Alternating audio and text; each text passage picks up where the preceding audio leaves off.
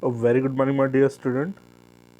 My dear student, as you know, that at present financial statement of sole proprietorship chapter is going on, class 11 in accountancy. This is the final account in the other language. And my dear student, today we will clear the capital expenditures in this chapter. Because capital expenditure, revenue expenditure is a very important terms in this chapter because some questions are based upon the capital and revenue expenditures. My dear student, capital expenditure. Clearly, they are saying that capital expenditure is the expenditure that given benefit of the inducing nature. That is the benefit from the expenditure will be for a period or period beyond the accounting period.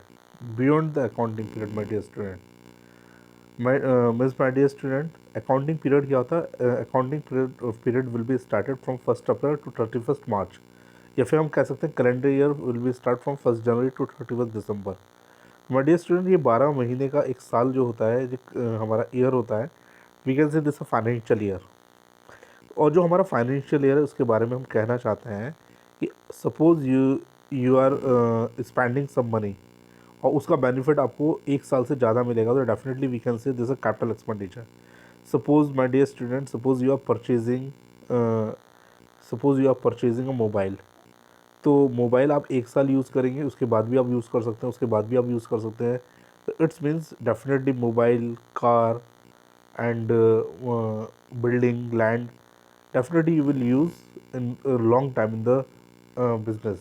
So definitely we can say this is a capital expenditure. But my dear student, अगर हम बात करते हैं, suppose एक example ले लेते हैं कि सपोज ब्रेड, तो आप ब्रेड लाओगे, यूज़ करोगे, कंज्यूम करोगे, ख़त्म हो जाएगी.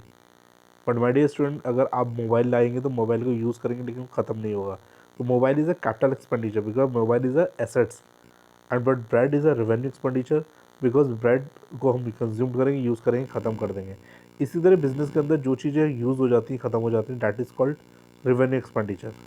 तो यहाँ पर हम रेवेन्यू एक्सपेंडिचर पर भी आएंगे. Revenue expenditure is the expenditure benefit of which is consider और executed with the accounting period. Exhausted within an accounting period. My dear student, this is a very very important thing. Accounting period में ये exhaust हो जाते हैं, ख़त्म हो जाते हैं. Accounting period क्या होता है? 1 year. Accounting period will be started from 1st April to 31st March. इसके अंदर ही ये ख़त्म हो जाते हैं. तो ये हम कह सकते हैं कि ये क्या होता है? Revenue expenditure. Otherwise, my dear student, this is a very very important thing.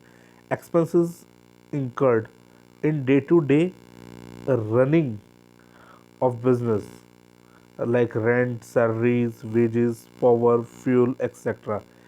These are the revenue expenditure.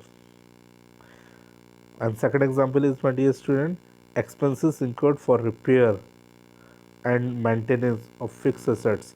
We are not purchasing fixed assets, we are repairing and maintaining the fixed asset is a revenue expenditure. But if you are purchasing the fixed assets और ये fix asset को खरीदने पे कुछ खर्चे हो रहे हैं, तो definitely we can say this a capital expenditure. Now we will discuss some differences, my dear student. First differences is a purpose. Capital expenditure, clearly they are saying it is incurred for acquisition of fixed assets for use in business. Acquisition का मतलब received, हमें received हो रही है कोई fix asset business में. और जबकि अगर हम रेवेन्यू एक्सपेंडिचर की बात करते हैं तो it's incurred for running business, business को चलाने के लिए किए जाते हैं, कोई फिक्स एसेट इस पर नहीं आती है इसकी वजह से.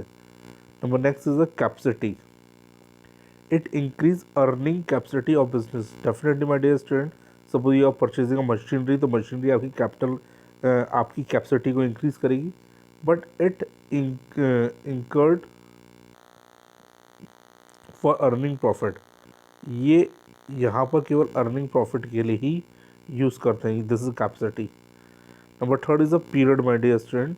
It's benefit extended to more than 1 year. एक साल से ज़्यादा हमें बेनिफिट मिलेगा. बट रेवेन्यू एक्सपेंडिचर का it's benefit to the exhausted within 1 year.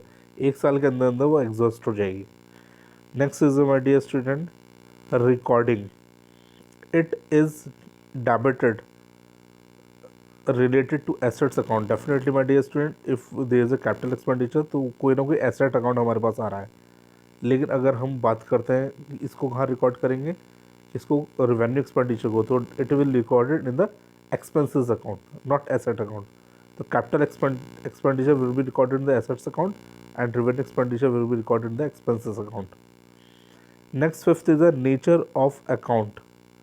It is assets account my dear student. Nature इसका एसेट्स है. इट इज़ एक्सपेंसेस अकाउंट, इसका नेचर एक्सपेंसेस होगा. Next is a depreciation. Depreciation मतलब ये कि कहाँ पर हमें प्रेजेंट करना है, कहाँ शो करना है. It is shown in the balance sheet. Capital expenditure will be show in the balance sheet because definitely some asset is coming in the business. और अगर हम रेवेन्यू एक्सपेंडिचर की बात करते हैं तो it will be show in the trading और profit and loss account because according to this we will calculate the profit and loss, my dear student.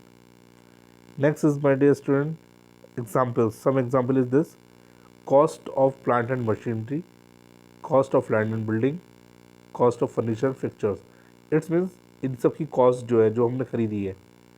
But my dear student, depreciation of plant और machine पर कोई depreciation लग रहा है, घट रही है. रेंट हम पेड कर रहे हैं या फिर रिपेयर करा रहे हैं.